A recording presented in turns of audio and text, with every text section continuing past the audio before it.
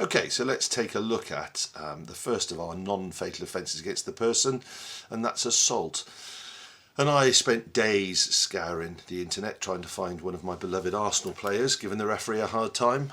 Couldn't do it, so I had to settle for, obviously, Chelsea. Loads of those pictures. Don't know what that says about Chelsea, but I'll let you be the judge of that. But essentially, assault is this notion that one person expects another person to use violence against them. Not that they actually do, that would be battery. Assault is about the expectation of personal violence. And what we're going to do in this video is we're going to take a look at all of the things that we need to do to prove that a defendant is liable for the offence of assault. And I'll start by looking at this diagram that I've used on previous videos. It demonstrates quite clearly that assault is the least serious of all of the non-fatal offences. It is defined by non-touching. Battery, on the other hand, the next serious one in the group of 5 that we look at, is associated with some form of touching. These two offences together are known as common assault. And they're known as common assault because they are defined in the common law. The other 3, ABH, GBH and GBH with intent, are statutory offences. And they are found in the Offences Against the Person Act 1861. Assault and battery are defined in the common law. Now, in 1988, the government created the Criminal Justice Act, and Section 39 of the Criminal Justice Act recognises the existence of assault and battery, and it also recognises that they are separate offences. So you don't charge with common assault, you charge with either assault or battery. What it also does, though, is say very clearly that they are summary offences. It says that they are tried in the magistrate's court, which of course they would be because they're summary offences. And then it gives the maximum sentence of £5,000 or 6 months imprisonment. What it does not do, what the Criminal Justice Act does not do, is it doesn't define what assault and battery are. It leaves the common law definition. And the common law definition was clearly stated in the appeal to the House of Lords from Fagan versus the Met Police Commissioner. If you remember in Fagan, it's the case where the Irishman parked his car on the police officer's foot, and we use it to look at contemporaneity or coincidence. In the Lords in Fagan made it very clear that their preferred definition for assault was an act by which a person intentionally or recklessly causes another person to apprehend immediate and unlawful personal violence. Some 30 years later, that is restated very clearly as the definition for assault in Ireland and Burstow, and we'll take a look at Ireland and Burstow later. But essentially what it does is the definition, and I implore you to commit it to memory, the definition gives us what essentially is the mens rea element. It uses the word cause, so we know that's an actus reus term, but it says that the defendant has to cause the victim to apprehend immediate and unlawful personal violence. Those 3 things go together to give us the actus reus.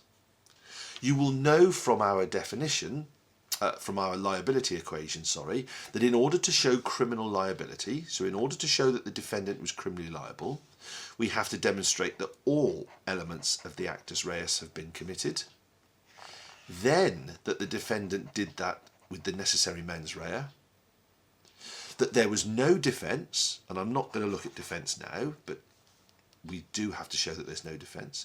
And if we can show those 3 things, we are able to show that the defendant is criminally liable. So when it comes to answering questions, we would need to show very clearly all elements of the actus reus. We would need to demonstrate apprehension, immediacy and unlawful personal violence. then we would need to demonstrate the intentional or reckless nature of the defendant's mind. Then we would be able to say that the defendant was criminally liable for assault.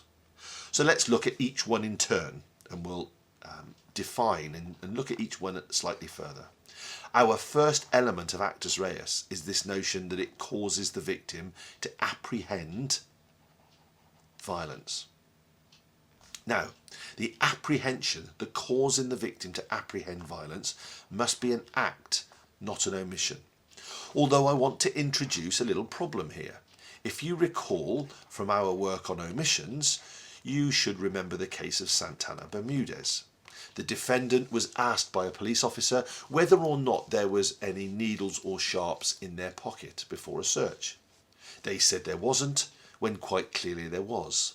The police officer put her hand into Santana Bermudez's pocket and pricked herself on a hypodermic syringe. The court said that, similar to Miller, Santana Bermudez has created a dangerous situation and therefore had a duty to act, a duty to tell the police officer. Failing to do that, the omission of failing to tell, led to criminal liability. So that's something that you are going to need to argue as to whether or not Santana Bermudez changes that somewhat to allow an omission to exist. Now, acts are relatively straightforward, but the way in which the law has developed in this area has demonstrated that an act does not have to be a physical act from the defendant. The first thing to look at is that words alone will be sufficient to cause the victim to apprehend violence. The case we use for this is Constanza. And Constanza is it's a stalker case, really. And what happens in Constanza is the defendant wants to form a relationship with the victim, and she doesn't want to. Quite obvious when you see what he does afterwards, why she wouldn't want to. But he follows her, sends her more than 800 letters.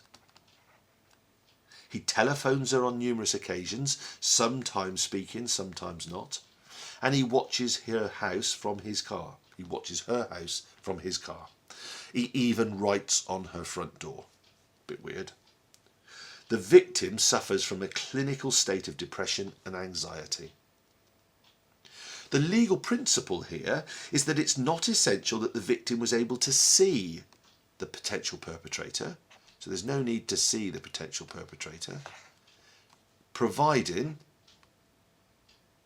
that the conduct accompanying the words is capable of making the words an assault. The apprehension was of violence sufficiently immediate to be described as the apprehension of immediate violence.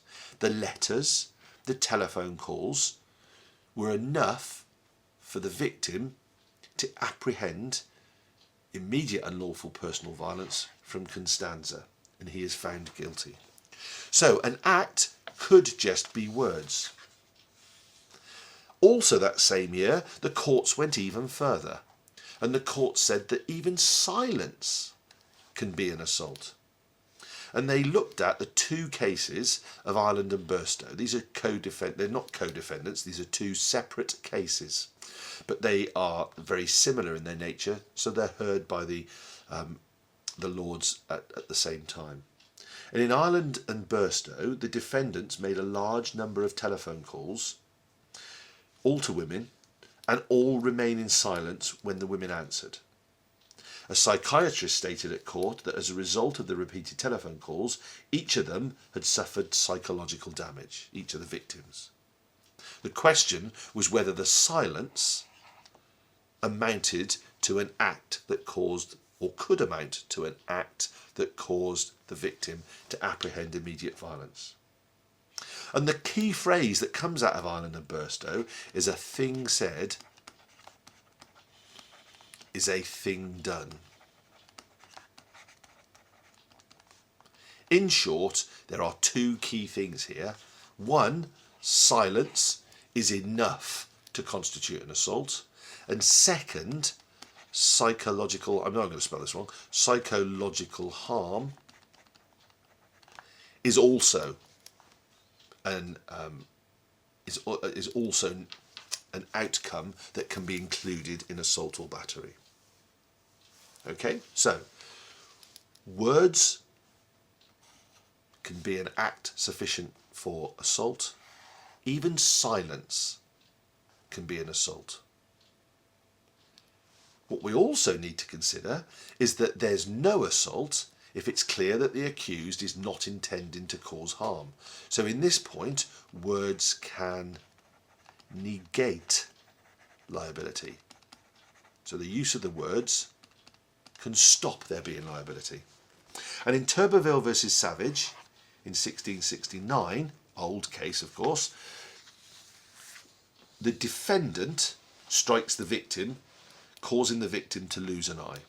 The facts of the case are that the defendant, this happens at what's known as the assizes time. The assizes is when the court's in town. The defendant places his hand on his sword and says to the victim that if it were not for assizes time, he would tell him more of his mind. So what he is doing is saying, if the judges weren't in town, I would sort you out. The victim defends himself, seeing this as a threat. But there's been no assault because the defendant negated the assault by saying, if the judges weren't here, I'd give you a beating.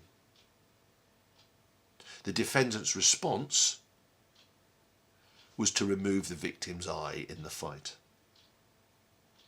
As the judges were in town, the defendant could not have used force on the victim, and therefore the defendant did not commit assault. I know that sounds quite complicated, but the idea, the basic element that you need to take away from it is because the words that the defendant used were that I will not hurt you because the assizes are in town, he has not committed assault. Even though he said, and he's intimating that if the judges weren't here, I would give you a beating. The mere fact that he has said, because they are, I won't, that negates the assault. I hope that makes sense. It sounds a bit muddled to me. The last thing that I want to cover with you is this notion of apprehension and expectation. Many lecturers get this wrong.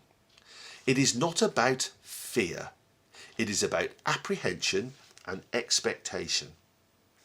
It is only needed that the victim expects, the words of the definition are apprehends, but for that we can use the synonym expects. The victim must apprehend or expect violence to be used, not necessarily fear it, although sometimes that will happen as well.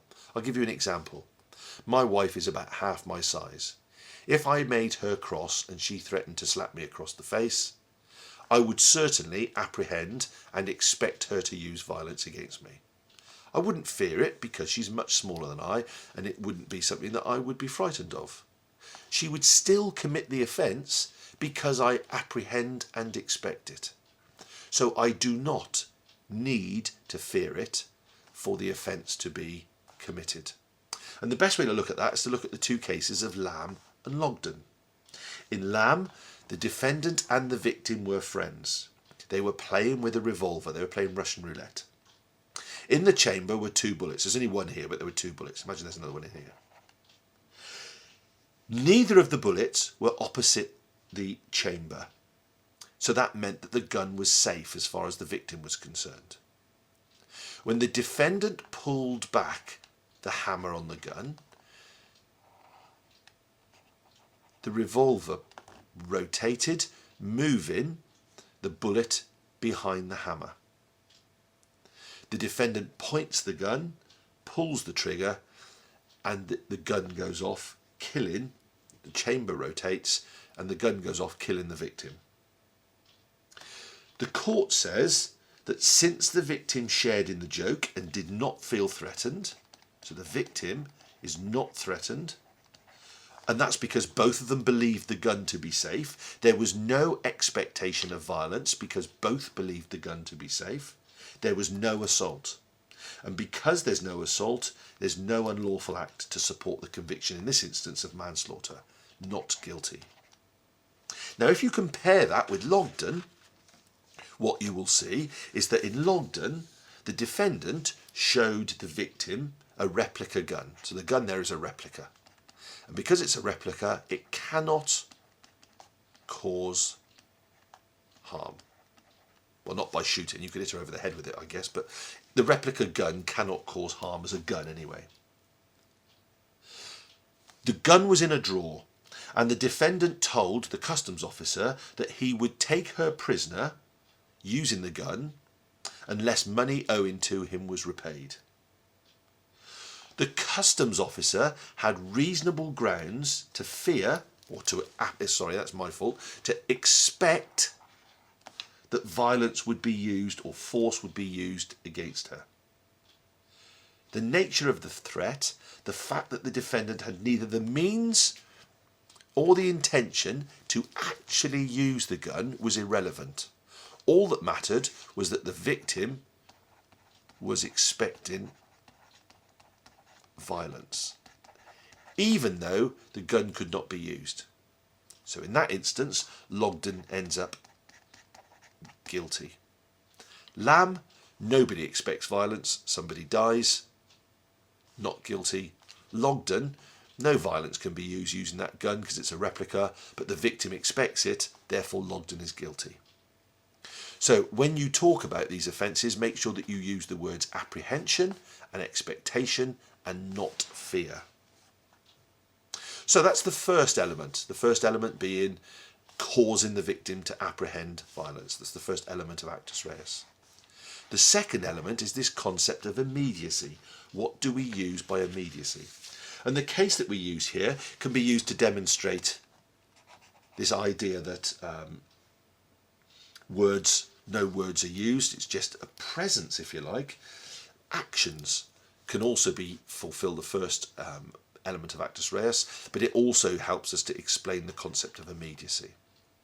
And in Smith versus Woking Police Station, the superintendent of Woking Police Station, the defendant is effectively, it's another stalking case, the defendant stands outside the victim's bedroom where he watches her through the window. As he watches her through the window, what happens is that she becomes incredibly frightened. And as she is incredibly frightened, it's made very, very clear that she apprehends some form of violence in the near future. The courts are clear by saying that immediate does not mean instantaneous. The defendant is in the garden. He cannot cause her violence straight away, that very second. But he can cause her violence at some time in the near future. So, because of Smith versus Chief Superintendent Woking Police Station, the concept of immediacy does not mean right this very second. Also consider Ireland and Burstow that we've just discussed. They're making telephone calls. The telephone call, unless they're making it from the same room, is not going to be instantaneous. The telephone box might be some 2 or 3 streets away. And this is going to be a decision for the courts and the juries to decide as to exactly whether or not it was immediate enough. If somebody is passing you on a bus and waves a gun at you, and you know the next bus stop isn't for the next 40 minutes, then that's not going to be sufficient, because you're not going to expect immediate violence. But if you're standing at the bus stop and somebody does it on the bus, then you know that they're going to be getting off in a minute or two, and that probably would fit the Smith versus Chief Superintendent Woking Police Station rule. The third element is this idea of unlawful. And here we have the concept of self-defence. We have the concept of, for instance, a police officer telling somebody that they're going to handcuff them. And that we've got consent as well, and I'll tackle consent in a different video. But the concept of lawfulness means that you have permission to do something. And that's quite obvious when that will be the case. So I'm not going to spend a great deal of time on that. Just be aware that it is the third element of actus reus. So our three elements of actus reus that we have to prove is that the defendant has to cause the victim to apprehend violence. And that can be by words or silence. That violence has to be expected immediately. And by immediate, we mean sometime in the near future, not necessarily instantaneous. And that it has to be unlawful. There is no lawful reason for the use of the language that would cause that. So those are the three elements of actus reus. The final thing we need to look at is to look at mens rea. An assault is a basic intent crime. Remember, what we mean by a basic intent crime is that it can be committed either by intention or by Cunningham's subjective recklessness. And you can look at the videos again to remind yourself on what we mean by those if you need to. But the case that states that is R versus Savage, and we'll look at Savage in much greater depth when we look at the mens rea for ABH. But in Savage, all that you need to be aware for assault is that Savage states very clearly that the mens rea for assault is the intention or recklessness to cause immediate unlawful harm. All right? If by just saying it's intentional recklessness is not enough. It is the intentional recklessness to cause immediate unlawful harm. So just make sure that you've got that. Savage will state that the intention to cause the apprehension of immediate unlawful personal violence, deliberately, in terms of the intention, if you like, or subjective reckless. And if you can't remember what we mean by subjective reckless, then go back and look at the video, which is the idea that the defendant foresees a risk and goes on to do it anyway. All right, so it's what the defendant foresaw rather than what he should have foreseen. The mens rea for most of these offences are very, very simple. Most of the work that you'll need to do will be work surrounding the actus reus. So I hope that's made assault relatively straightforward. The key things to go over are, in actus reus terms, the victim must be caused to apprehend immediate violence, and that words and silence will be sufficient. It has to be immediate, although that's not instantaneous, and it has to be unlawful. The mens rea is that the defendant must intend or be reckless as to causing immediate unlawful harm. I'll see you next time in the video on battery.